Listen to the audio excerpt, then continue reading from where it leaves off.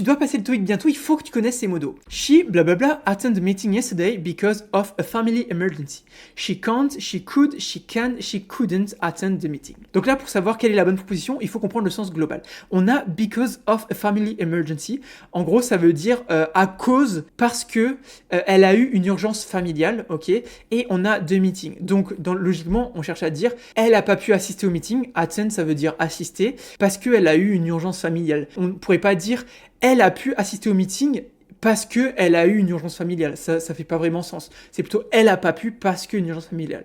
Donc, à partir de là, on peut éliminer could et can, parce que could et can, c'est positif, alors que nous, on est elle a pas pu, donc c'est négatif. Donc, could ou can't. Maintenant, lequel on choisit entre les deux.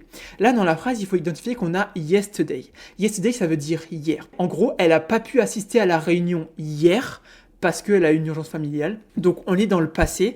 Et il faut savoir que on va utiliser can't ou can au présent et on va utiliser au passé could ou couldn't. Donc le could ou le couldn't, c'est juste en fait le passé de can ou can't. Tu vois, on va utiliser can ou can't au présent et could ou couldn't pour dire la même chose mais dans le passé. Et comme ici on a yesterday, bah forcément on va favoriser le couldn't parce que c'est dans le passé.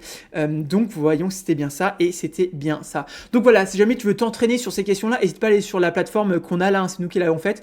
Tu verras, il y a genre le processus de réflexion. Bah, typiquement, c'est ce que je t'ai dit là. En gros, bah, d'abord tu repères qu'on est dans le passé, ensuite tu repères qu'on est dans une phrase négative, donc blablabla, donc tu arrives à la bonne réponse. C'est grave utile le processus de réflexion, ça te permet vraiment de comprendre comment est-ce qu'on arrive à la bonne réponse. Donc voilà, ça c'est dispo sur le site. Donc pour y accéder, tu tapes www.top-students.com dans ton navigateur ou Top Students TOEIC sur Google, tu verras, ce sera un des premiers résultats. Donc voilà, si jamais tu as appris quelque chose, n'hésite pas à t'abonner, à liker et à partager cette vidéo avec tes potes. Et moi je te dis à demain pour une nouvelle vidéo de TOEIC. Allez, ciao!